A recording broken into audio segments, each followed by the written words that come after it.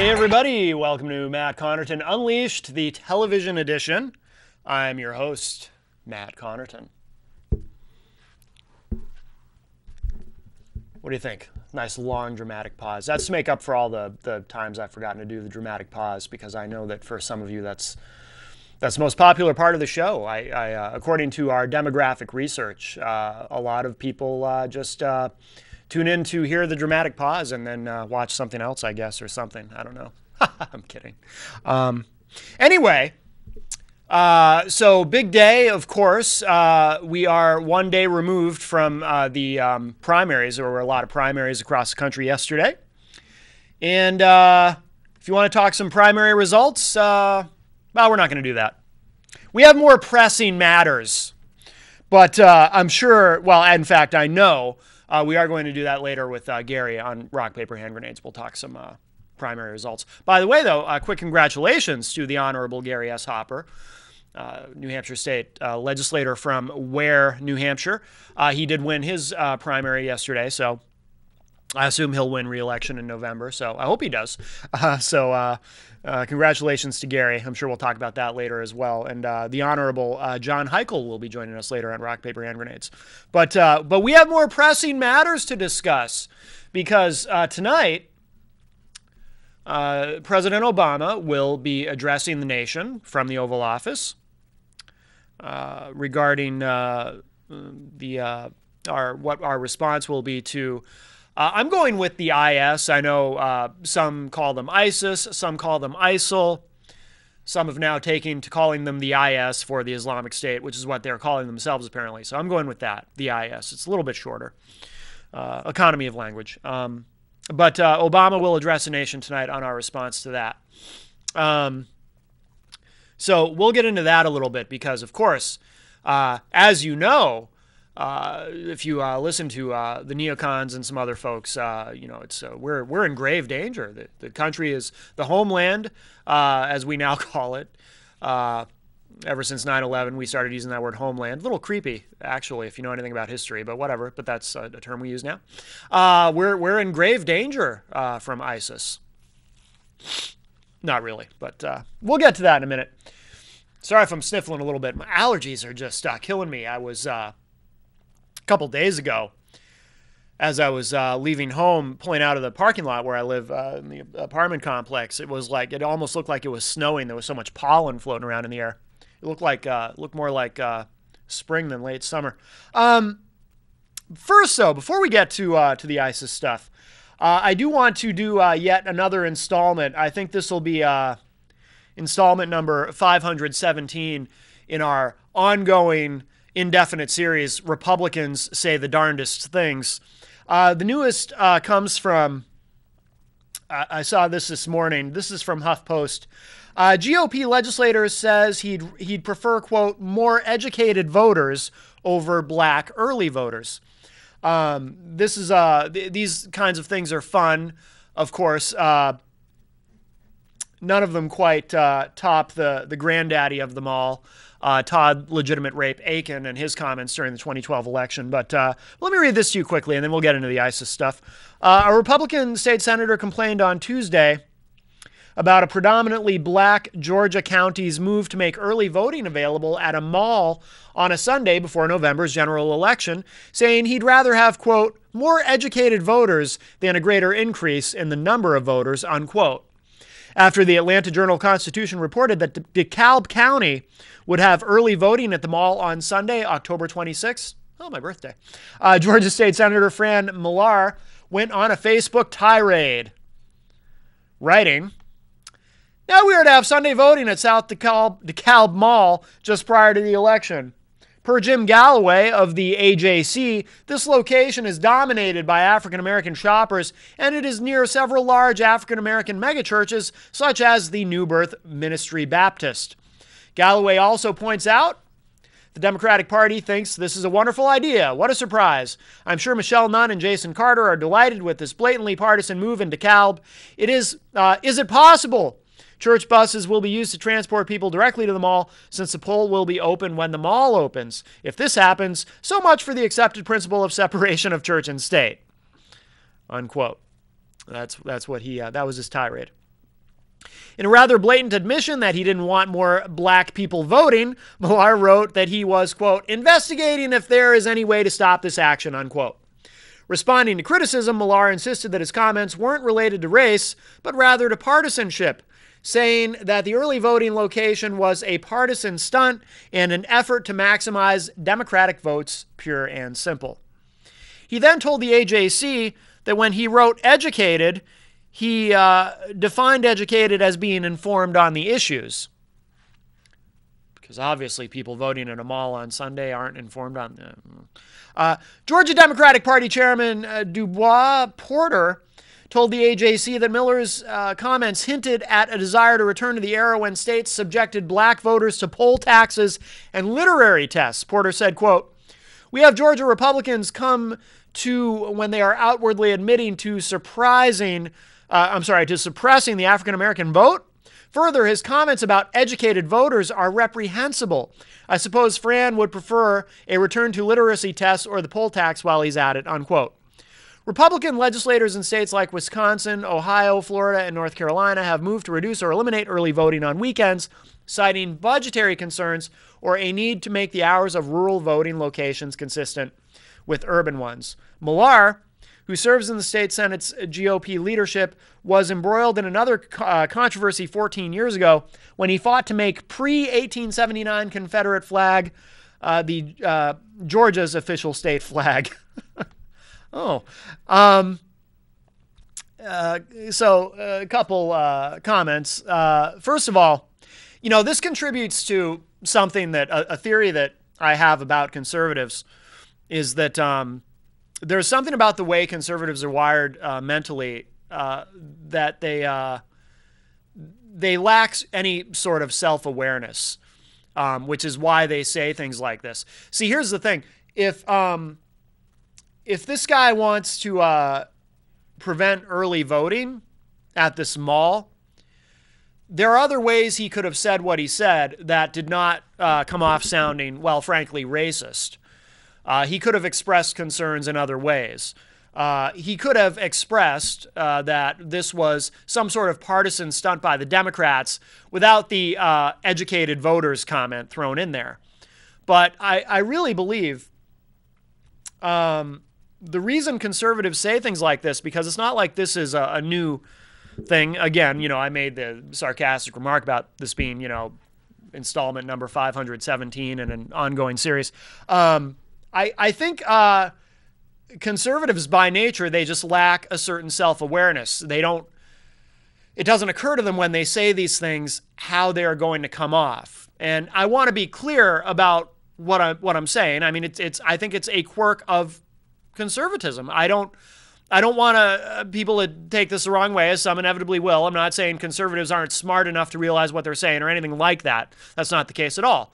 I know a lot of intelligent conservatives, but I just think that there's something about conservatives where they kind of lack a certain self-awareness in a lot of cases.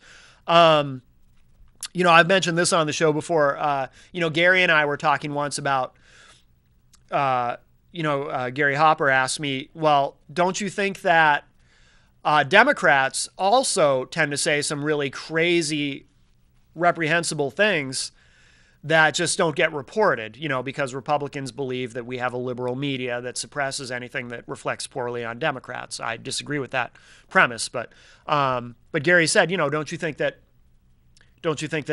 happens too? Democrats also say crazy stuff and we just don't hear about it. And I said, I'm sure it happens, but I don't think it happens anywhere near on the same scale, because if it did, Fox News would be running that into the ground on a daily basis. If there were Democrats across the country who say things as crazy as this, or again, I always go back to Todd Aiken's legitimate rape comment. If there was an equivalency on the left, Fox News would be driving that into the ground. Oh, listen to what this crazy Democrat said. Not that Democrats don't say crazy things. Look, I'm an independent. I'm not trying to carry the water for Democrats here, but I just think that Democrats, liberals, Again, it's a personality thing. I think they just tend to be more self-aware as people, at least in terms of how they conduct themselves publicly when making political comments. They just have a certain self-awareness that conservatives lack because, I mean, I'm trying to think, like, what has a Democrat said? I mean, one thing that leaps to mind, Nancy Pelosi's comment about Obamacare when she said, well, we need to pass it so we know what's in it, which sounds kind of ridiculous. But even that doesn't rise to the level of some of these crazy things that conservatives across the country say, particularly when they say things that make them sound either blatantly racist or things that contribute to the narrative that there's a Republican war on women, which a lot of conservatives will blame that on the Democrats for perpetuating that, when in reality, conservatives keep saying things that make themselves sound like there is a Republican war on women. And this guy, he may, for all we know, I mean, he may not have a racist bone in his body, and he's just really just oblivious to what he says. Although this thing about when he tried to make the pre 1879 Confederate flag Georgia's official state flag, that that leads me to think that he probably is a racist. I don't know. I mean, I don't know the man, so I try not to judge, but I have some feelings about the Confederate flag. I do think it's a symbol of racism. All right, we'll move on. I was talking about, I made a sarcastic comment about ISIS, or the IS. The article I'm looking at in front of me says ISIS. So, Obama's gonna speak tonight at 9 p.m. I believe. He will address the nation regarding our impending military action. There has been, for those who are hawks, for those who are really pushing some sort of military action, some, of course, are using that narrative that we need to take action for political purposes. I just heard yesterday, I was listening to the radio, and I heard Mitch McConnell deriding the president's lack of leadership on this issue, and we need, it was either McConnell or it was Lindsey Graham, it was one of them, talking about the president needs to show some leadership and do something. We've definitely reached a point in this country where, and we'll get to this article in a moment because there's some things in here that you need to know. But we've certainly reached a point in this country where any kind of, well, here, let me back this up to post 9/11. When 9/11 happened, there was a unifying attitude in this country where, for a short time at least, people kind of put partisanship aside and said, well, we need to rally around the president regardless of whether you voted for him or not. We need to rally around President Bush on this, and and this is a time for the country to really come together. I firmly believe if 9/11 were to happen today, God forbid, and some Americans are convinced that it's inevitable if we don't stamp out the IS, but I truly believe if 9/11 were to happen today, that same sort of unifying attitude absolutely would not happen. Not with Obama in the White House. I truly believe this. Partisanship, which has always existed and has always been quite vociferous in our culture, but it has reached a point now where I truly believe there would be no unifying attitude. Republicans would blame whatever event were to happen today on Obama. There would be a narrative out there that, maybe, I mean, the conspiracy theorists would love it, but a lot of that I think would bleed over into mainstream Republican thinking. There would be a narrative among Republicans that, see, this is what we get for electing a guy named Barack Hussein Obama. He probably was secretly in on it and whatnot. I truly believe that's what would happen. There would be we've reached that point. I don't know how much of that is just kind of the natural progression or regression of our politics in this country, where everything's just become more polarized, and we've naturally, sort of organically, just by the momentum of it, of decades of this, it's finally come to a head where we've reached that point where people are so divided ideologically that they can't unify and rally behind any sort of principle. And how much of it is just, let's be honest, there's a lot of people who are freaked out by a black guy in the White House. I don't know how much of it is that. I would like to think very little of it is that. But I do believe, honestly, if something like this were to happen today, there would be no kumbaya moment. Okay, we need to put partisanship aside and rally behind the president. That would not exist. I do honestly believe that Republicans would blame it on Obama. They'd be calling for his impeachment. How could Obama let this happen? But when I hear the way, part of what I think is evidence of this is, the way Republicans even now are talking. Not all Republicans, by the way. I need to be careful here because I lecture other people about speaking in generalizations. Not all Republicans are talking that way right now on this specific issue. But some are, like Lindsey Graham, like Mitch McConnell. When Obama doesn't take immediate action on something and doesn't make a knee-jerk decision in terms of foreign policy, but rather actually consults people and thinks things through and whatnot, he's attacked for showing a lack of leadership. Personally, look, I have my own. I didn't vote for him in 2012. I went third party. I voted for Libertarian candidate Gary Johnson. I have plenty of my own criticisms of Barack Obama. But one of the things I do like about him is that he does think things through and doesn't resort to knee-jerk reactions. Some people actually criticize him as being too cautious. I think caution is a good thing. To me, one of the most interesting, I'm fascinated in terms of American history. I'm fascinated by anything Cold War related, and I've always been particularly fascinated by the Cuban Missile Crisis.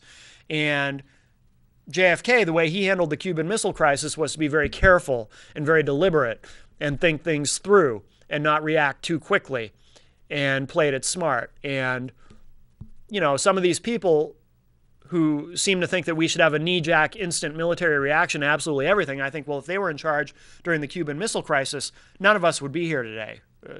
We would have had Armageddon. So I do appreciate that about Obama, especially, by the way, and I've ranted about this on the show before, especially in terms of dealing with Russia and their incursion into Ukraine. You're talking about a country in the form of Russia, which still has the capability within a matter of minutes to incinerate the United States with its nuclear weapons. So I appreciate Obama treading lightly and being very careful and deliberate. Not that he's handled it perfectly. He has not. But who could? This is complicated stuff. You really believe that if we had had a President Romney or a President McCain, this stuff would just be easy for them and, Putin would never have dared to invade Ukraine and all this? And I don't believe it. Anyway, all right, I'm digressing and editorializing a bit too much. Let's get to this because this is important. This is from HuffPost. Sam Stein and Michael Calderon posted this yesterday evening. When President Barack Obama, and the title of this, by the way, is Americans Panicked Over ISIS Threat That Experts Say Isn't Imminent. Because remember, the war hawks, the people who are pushing for, we got to do whatever we can to eliminate the IS right now because America is in danger. That's what they're pushing. That's what Lindsey Graham has been saying. America is in imminent danger. There's going to be another 9/11. They're right on our doorstep. That's what they're pushing, but experts who actually know something about this, because remember, the neoconservatives who are always pushing this and who love the idea of military action, and John McCain loves the idea of military action whenever anything flares up in the world, they have a tendency to be wrong. The biggest what I think is the biggest foreign policy blunder in the history of the United States, invading Iraq, the neocons were, in my view, clearly wrong with that decision. Here's what this says. When President Obama calls Wednesday night to expand the fight abroad against the IS militants, he'll be addressing an increasingly supportive public, recent polls suggest. Now, the data in here, the numbers, are actually rather surprising to me. 91% of Americans see the Islamic State as a threat to the vital interests of the United States, according to a Washington Post ABC News poll published yesterday. A CNN poll released on Monday found that 90% of Americans view the group as very, fairly, or somewhat of a serious threat. Such findings shouldn't come as a surprise to anyone who's watched TV news lately, as numerous political leaders and cable pundits have urged Obama to expand the campaign against the IS beyond the airstrikes already being carried out in Iraq. Given the sheer volume of coverage, the group has been mentioned over 3,800 times on CNN in the past 2 weeks, according to monitoring service TV Eyes. It's understandable that Americans would widely perceive the extremist group to be a threat to the country. But most of the press coverage has failed to draw a clear distinction between an imminent threat to the U.S. marked by serious planning and capability, like 9/11, and a potential one such as a lone wolf terrorist who gets inspired by online propaganda. That lack of clarity may be why, according to the CNN poll, 7 in 10 Americans believe the IS has the resources to launch an attack against the United States. Politicians increasingly are blurring those lines too. Senate Minority Leader Mitch McConnell, Republican of Kentucky, said Tuesday that the IS is obviously a threat to us, without elaborating on what he sees as America's vulnerabilities. And by the way, let me stop there for a moment. That is a common trick of these people who support the military-industrial complex. When talking about the threats that are allegedly there, they keep it vague. They don't like to get too specific. It leaves something to your imagination when you hear these people talk. Oh, we're vulnerable. There's a threat to us. What could it be? Could it be another 9/11? Could it be something worse? Could it be a nuclear warhead fired upon the homeland? Could it be a chemical attack that somebody dumping something in the water and it kills thousands or millions of people? What could it be? See, it's a trick. By keeping it vague, because it's human nature. When something like that is vague and we feel threatened by something, but we don't know exactly what it is we should feel threatened by, our minds, our imaginations begin to run wild, and we imagine all kinds of terrible and horrific possibilities. And politicians know this, and they use this against us. The Obama administration has proceeded with more caution. White House Press Secretary John Earnest acknowledged during a Tuesday briefing that, quote, the United States is not aware of any active plotting that is underway to attack the homeland, unquote. So in other words, there's no memo. Like, we later found out after 9/11 that there was a memo on Condoleezza Rice's desk saying Osama bin Laden planning to use planes to attack landmarks in the United States, or however the hell it was worded, something like that. So this statement echoes those made by several agencies in recent weeks. But Ernest said it was understandable that Americans fear the IS. He says, quote, we have seen ISIL, the White House is still calling it ISIL, we have seen ISIL perpetrate terrible acts of violence against American citizens, like the beheading of those journalists. I'm sure that is part of what is contributing to the information that you're seeing in the polls. The other thing that is undoubtedly true is that there are American interests in the region that are under a pretty direct threat from ISIL, unquote. By the way,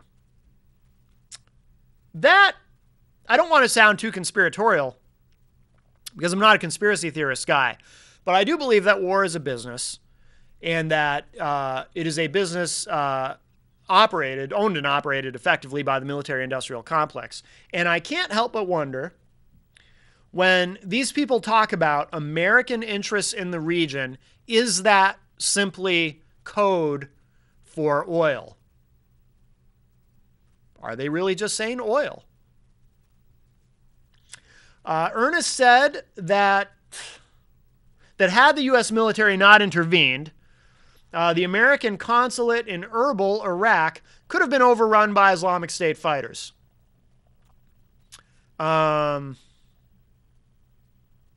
That's interesting. Well, let me read the quote. He says, "It does threaten American national security interests for ISIL to be operating in a virtual safe haven along the vanishing border between Iraq and Syria," unquote. Had that happened, I don't know, saying that, putting that out there, I can't help but wonder if what's behind that particular statement, if anything. That may be a simple statement of fact. There may have been a strategic concern that the American consulate there could be overrun had we not intervened. Or I wonder if that's more of a political statement, really, because they wanted to avoid another Benghazi situation. So here's what we're doing to make sure. In other words, maybe that's code for here's what we're doing to make sure that what happened in Benghazi does not happen again and did not happen in this instance, and that's why we had to intervene. If that was the idea with that particular comment, that's very smart. But there may not have been anything behind it, honestly. I don't know. I'm just speculating. That may be an honest assessment strategically. But that did catch my attention. The distinction between a threat to the homeland and a threat to the U.S. national security interests in the Middle East has been borne out by statements from the intelligence community. Secretary of Defense Chuck Hagel has said that the IS poses an imminent threat to U.S. interests abroad. But the FBI and the Department of Homeland Security recently stated that the group poses, quote, "no specific or credible terror threats to the U.S. homeland," unquote. So, in other words, they're saying, just to clarify, there's no evidence to suggest that they're prepared to fly a plane into a building on the U.S. homeland. Similarly, Pentagon Press Secretary Rear Admiral John Kirby said last month that the IS does not have the capability right now to conduct a major attack on the U.S. homeland. National Counterterrorism Center Director Matthew Olson said Wednesday that we have no credible information that ISIL is planning to attack the United States. Somebody had even said, and it's not mentioned in this article, but someone had said, and I wish I could remember who it was, a national security expert, that part of the misconception here, too, people have, that's been drummed up by the war hawks in terms of building up the theoretical danger level of the IS is that they are as powerful or more powerful than Al-Qaeda was going into 9/11. So in other words, this is what is being propagated, the idea that they have the capability to do the same thing that Al-Qaeda did to us on 9/11 or worse because they're just as powerful. And that is the biggest misconception here. They are nowhere near as powerful as Al-Qaeda was going into 9/11. They are not as organized. They are not as powerful. Again, it is the nature of the media to hype things. That is not to say that these aren't terrible people. That is not to say that we shouldn't continue to bomb the hell out of them. That is not to say that the images of them beheading journalists are not terrible, because they are. Again, we're talking about people Al-Qaeda didn't want because they were too brutal for Al-Qaeda. Okay, so that's, again, I'm not trying to minimize any of that. I'm just saying that there is this implied narrative being built by the neocons and the hawks, an implied narrative that that the IS is just as powerful, if not more so, than Al-Qaeda was pre-9/11, meaning that that's why we should fear them, and that is demonstrably not true. Let's see. James Rison. Oh, I'm sorry. Let me back up here. The Islamic State certainly warrants media coverage given its territorial gains in Iraq and Syria and its brutal tactics, like I was saying. such as the gruesome beheadings of 2 American journalists in recent weeks. Moreover, supporters of increased intervention argue that failing to address the threat in Iraq and Syria could create a safe haven where militants could plot a future attack against the U.S., a similar rationale to the one used to justify the war in Afghanistan. Well, that's quite the catch-22 we've gotten ourselves into, isn't it? By invading Iraq and destabilizing Iraq and removing Saddam Hussein, and then occupying, and then leaving, and then creating a vacuum for whatever wanted to fill it, which, of course, anyone with a brain knew would be Islamic fundamentalism. We created the safe haven for these people. We did that. And we can't undo it, ever. I said last week on the show, if I live to be 100 years old on the day I die, we will still be fighting Islamic fundamentalism in the Middle East. It's generational war. We created a situation that we can never get out of. And I hate to say that because I'm an optimist by nature. I'm not optimistic about this. We have created a situation that we, the United States, will never be able to fully disengage from. Ever.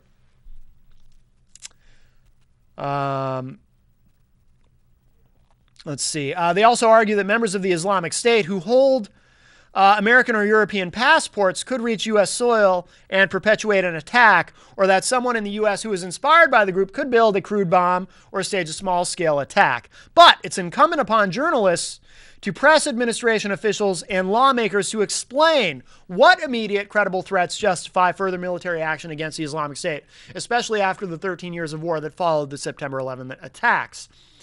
And again, you know, that addresses the issue of certain people being very vague. Oh, we're in danger. The danger is imminent. Well, what danger? Well, we're not going to tell you. Several journalists have noted that calls for military intervention run the risk of misleading the public. The Intercept's Glenn Greenwald pointed out Tuesday that months after the Iraq invasion, 70% of Americans still wrongly believed that Saddam Hussein had played a role in the September 11th attacks.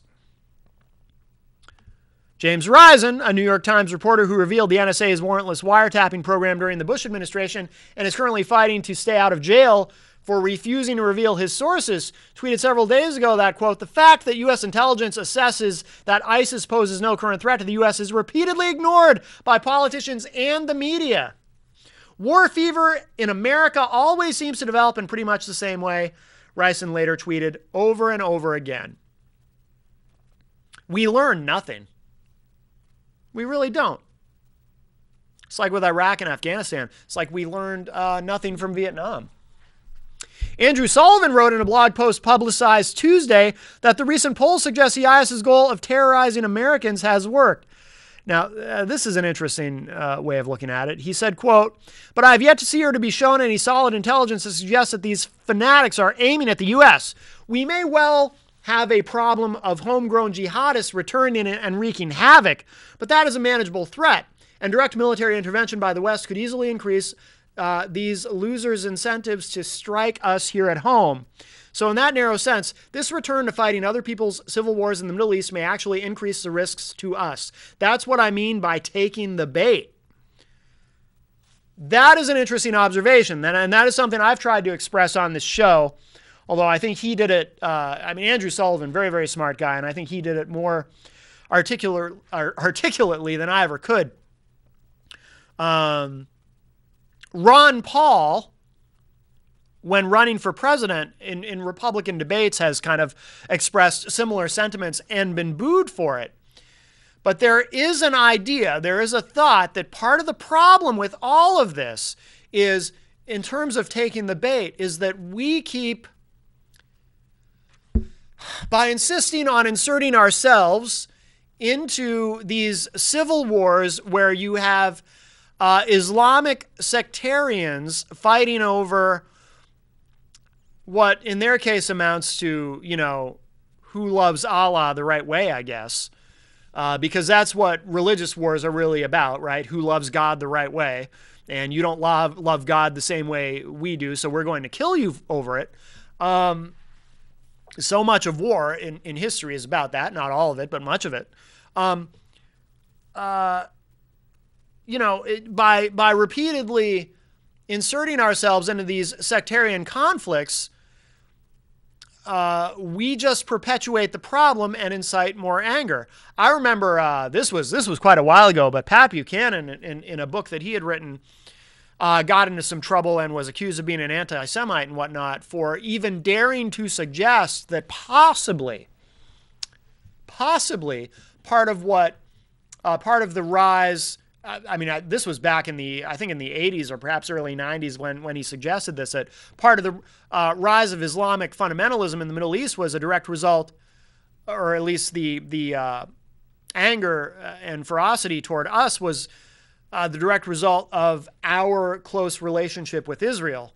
And again, he was called under the carpet he was called an anti-Semite for even suggesting that, because there's that tendency.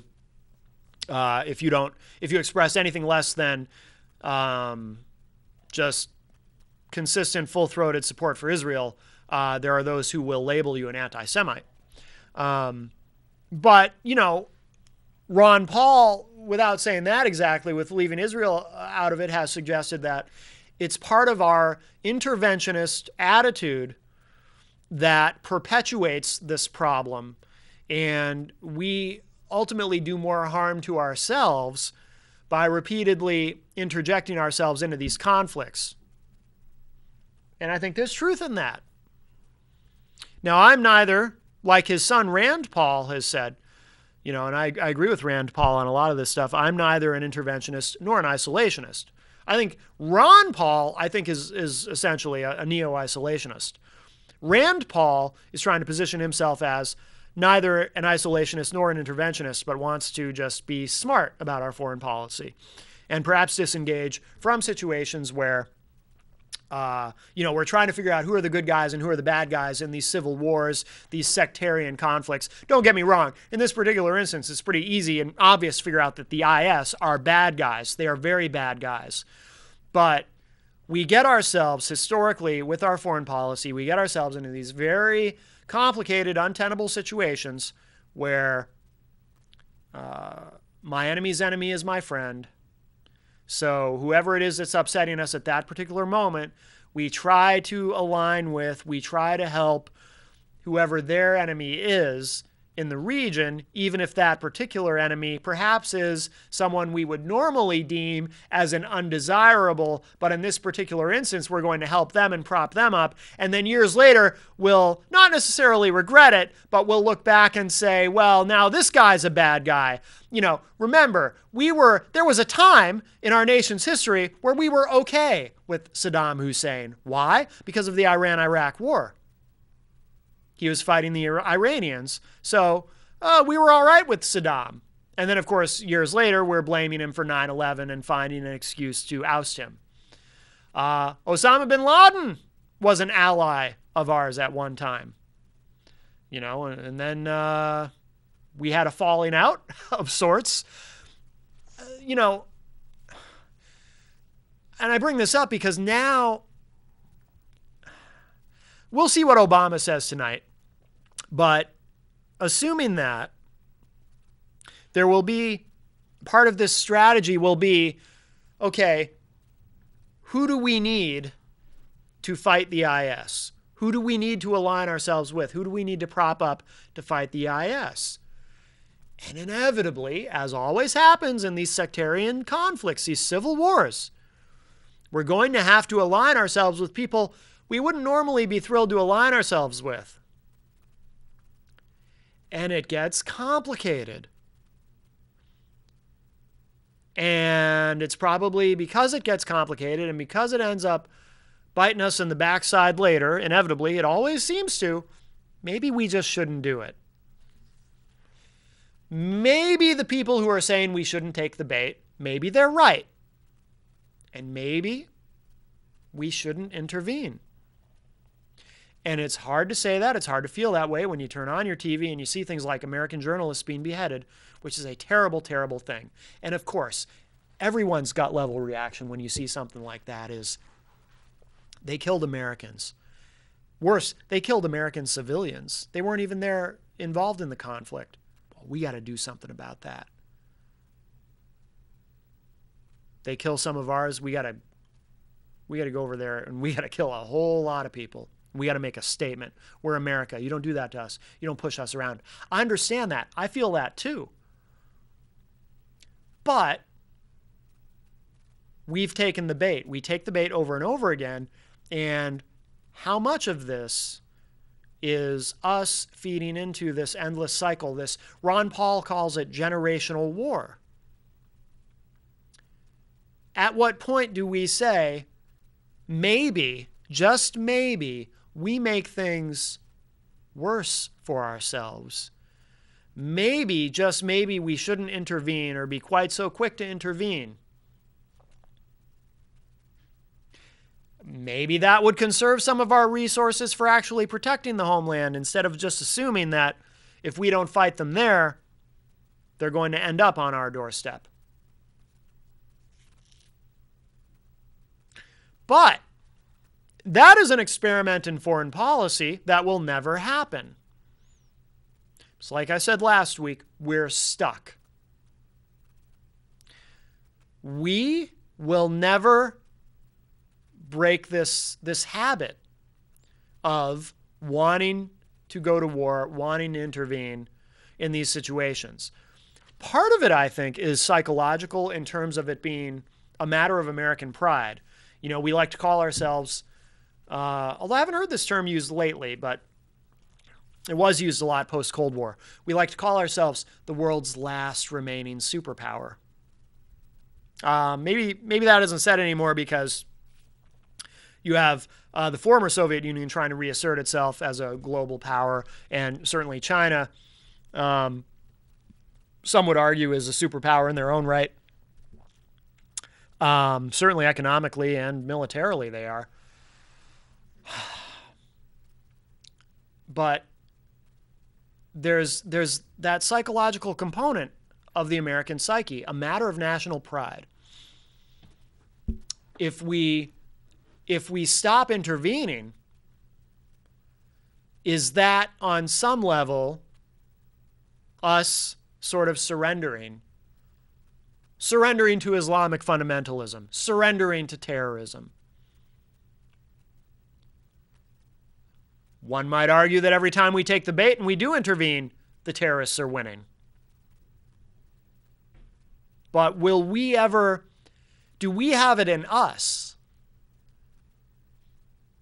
Do the citizens of this country, do we have it in us to ask ourselves a question like that, to ask ourselves these very hard questions, because these are uncomfortable things for us to examine as a matter of national pride?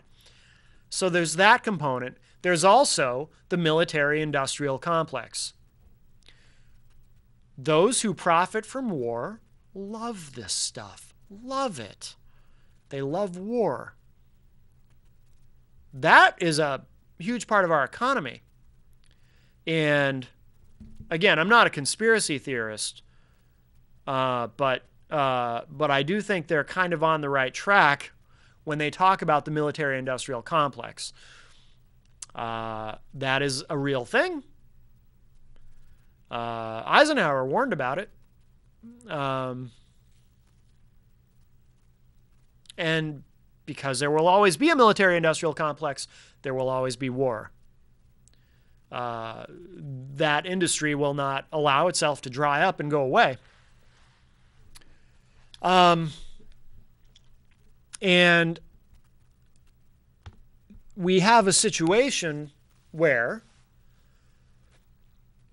the invasion of Iraq set us up for a scenario where we now have, I don't want to say justification, but we're set up for generational war, like I said. We'll never see an end to it, certainly not in my lifetime. This conflict, because no matter what we do now, see, some people try to criticize Obama for pulling out of Iraq too soon. I always say, doesn't matter. It doesn't matter if he had said, let's pull out as soon as he got in office. Doesn't matter if he ran out the clock on his presidency and left it for another president to deal with. And the next president or the next president after that or 5 presidents down the road, somebody made the call to pull out. Doesn't matter. The exact same thing would have happened. I guarantee you. We would have left a vacuum, and it would have been filled by Islamic fundamentalism, and we'd be in the same place we are now. And I used to think that Bush and Cheney and the neocons, they were just arrogant. They thought it was going to be easy. The invasion will be easy, which it was. The invasion itself was easy. And the occupation will be easy as well. And they didn't plan on the invasion being easy, but the occupation actually being very difficult, very complicated. I used to think that. My thinking on that has changed a bit, in that now I believe, well, I still believe that they were and are arrogant, but now I wonder if it was all intentional in the sense that, and again, I'm not going down the conspiracy theory road. I'm not going to turn around next and say, well, I believe the truthers on 9/11, it was an inside job to set this whole thing up. And no, that I don't buy. Okay, I'm not a conspiracy theorist. But I do believe this much. I do believe that the Bush administration probably knew exactly what they were doing. And it's not that they weren't planning on the occupation being difficult. I think they were counting on it, because how else do you ensure generational war? And generational war is good for business for the military-industrial complex. I mean, had we been greeted as liberators and they're throwing flowers at us and all that, and everybody has a kumbaya moment and everything's great in the Middle East, and, well, you know, what does the military-industrial complex do then?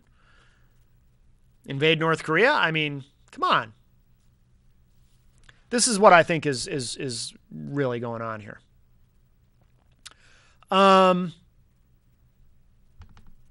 Dick Cheney, this popped up today on HuffPost. Oh, no, I'm sorry. This is actually from yesterday. Dick Cheney tells GOP it's time to restart the Iraq war machine. Oh, big surprise there. The United States, according to this article, the United States needs to rev up the war in Iraq, former VP Dick Cheney told Republicans Tuesday on Capitol Hill.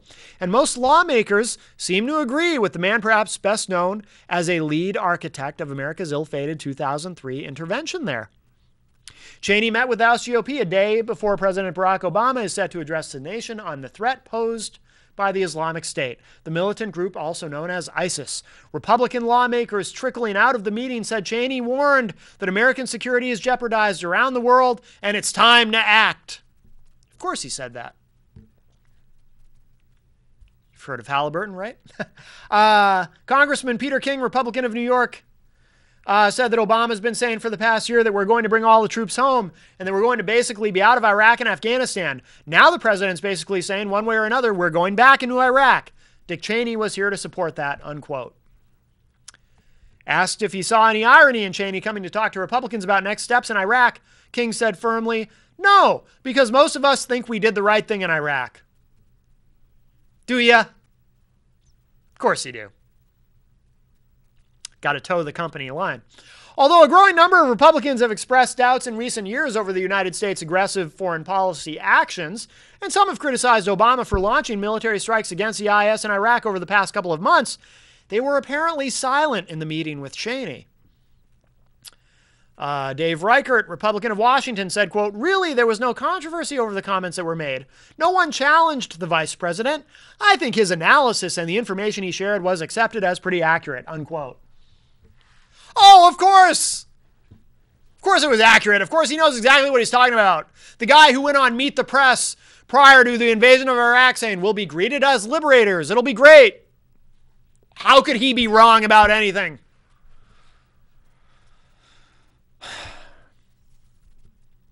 Cheney's remarks might have sounded familiar to most people who have listened to bellicose GOP rhetoric for decades. Let's see. Congressman Buck McCone of California, the chairman of the House Armed Services Committee, who recently returned from the Middle East, said, quote, what he talked about was we as Republicans, have had a position on peace through strength. You look at all the Republican presidents we've had, back to Dwight Eisenhower. You know they all understand if you're not strong, then you invite aggression. When you invite aggression, you end up with people getting killed, unquote. Oh, and then he added, quote, it's important to be strong, and that's what he talked about, unquote. I think it would, if you want to talk about strength, I think being strong would be having an intelligent and responsible, non-interventionist, not adventurous foreign policy. Maybe we have different ideas about strength. Although no one challenged Cheney, some Republicans have signaled greater reluctance to respond militarily to every new threat. Congressman Tom Massey, Republican of Kentucky, said last month that Obama should have sought congressional approval before the latest round of airstrikes. And since Iraq poses no imminent threat to U.S. national security, he said he would vote against authorizing the use of military force in the country. Well, good for Massey for acknowledging that the IS poses no imminent threat to U.S. national security. But this whole, by the way, and we're almost running out of time, so I'll have to get into this aspect of things a little more on the radio edition of the show tomorrow night on dkrn.fm. But this whole thing about congressional approval for action, always, whenever this comes up, and it comes up with every military conflict, it always sounds a bit strange to me. Or the whole conversation about only Congress has the authority to declare war and whatnot. Didn't we dispense with that decades ago? When's the last time Congress even declared war? And then these same people, these congressmen who are talking about this, Congress's authority to authorize military action, they're doing everything they can to avoid actually voting on it before the midterm elections.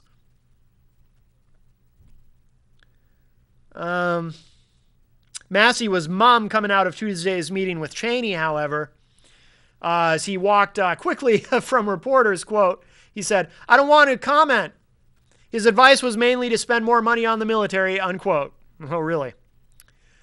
Congressman Justin Amash, Republican of Michigan, who is among the most vocal opponents of a new war, said his recent primary election win was evidence many Republicans actually do not agree with the Cheney worldview. Asked by the Washington Post's Robert Costa whether Republicans should stop listening to Cheney, Amash was blunt. He said, quote, yeah, because Republicans don't agree with him. They don't agree with him on foreign policy, unquote. Good for him. Good for him for actually saying that. I like this guy. Never heard of him till now, but at least he's honest. Still, others thought the former VP offered a strong tonic for the GOP. Adam Kinzinger, Republican of Illinois and Iraq veteran, said, quote, it was a great message, something we needed to hear. And hopefully it sticks with a lot of my colleagues who've kind of had this creep towards isolationism in the Congress lately. Hopefully this is an awakening that we have to be very strong and very serious, unquote. There's more to this, but we're running out of time. If you want to read the rest of this, it's on HuffPost. The name of the article, Dick Cheney tells GOP it's time to restart the Iraq war machine. It'll be interesting to hear what Obama says tonight. Like I said, he's addressing the nation tonight at 9 p.m. My prediction is he will talk about... He'll try to avoid saying it, but he'll leave the option open for boots on the ground in Iraq. In other words, I think that tonight's speech from Obama will be sort of setting up the inevitable return to Iraq in full force, boots on the ground, fighting ISIS. And I also predict, because people keep wondering about Syria, we have to address Syria in this. This is what I think. We'll see. I think Obama will avoid addressing Syria directly. I think it will be a very, very short address. as these tend to be. These tend to be relatively brief, these presidential addresses from the Oval Office. Obviously it's not a press conference. He's not taking questions. He's just going to speak directly to the American people on television. I think it'll be very, very short. He will talk about, I think he will be very vague. I don't think he'll get into specifics because he wants to leave things open, but I think he will talk about, I'm going to go it alone. I'm going to do this without Congress because they're avoiding voting on it anyway. I, as commander-in-chief, will facilitate a strengthening military response to ISIS, and we're going to wipe these guys out. And we will do, he'll say something like, we will do whatever is necessary to accomplish this. All options are on the table, though this is not a renewal of the Iraq War. Something to that effect. He basically will look at us all and tell us we're not going back to war in Iraq until we go back to war in Iraq. That's basically what it's going to be. That is my prediction. We will see if I'm right. Thank you all for joining me. Like I said, I think we'll talk some, I know we're going to talk some election results later on Rock, Paper, Hand Grenades with the Honorable Gary S. Hopper and the Honorable John Heichel. By the way, somebody did ask me on Facebook last night, so looks like it's going to be Jeanne Shaheen versus Scott Brown. What do you think? And I just kind of shrugged. Not excited about it. Had it been Jim Rubin's instead of Scott Brown winning the nomination, that would have been interesting. But instead, to me, it's a yawn. It's Washington Insider A versus Washington Insider B as an independent. It almost doesn't matter to me at all which one of them it is. They're the same to me. And for those of you who would say, by the way, well, Scott Brown, he's not a Washington insider. He's not currently serving in Washington. Look at his donor list. Look who supports him. Of course he's a Washington insider. He's as inside as it gets. As inside as Jeanne Shaheen? I don't know. I don't care. It doesn't matter. Prediction, gun to my head, I do think Jeanne Shaheen wins in November. They'll tag him as a carpetbagger, just like they tried to do in the primaries. But I think in the general election, the Shaheen machine will figure out a way to make it stick. That's just an early prediction. Like I said, I almost don't even care at all about that race. But we'll see. I'm sure we'll talk about it more later. All right, I'm out of time. Don't forget, tomorrow night, the radio edition of Unleashed, 9 p.m., at dkrn.fm. You can listen on your mobile device at dkrn.fm/mobile. So you can take me on the go. Nothing to download. You don't have to download an app. You go to dkrn.fm/mobile, click the giant play button. You're off and running. It's that easy. No excuse not to listen and participate. That's it for now. I'll talk at you all a little bit later. Thanks.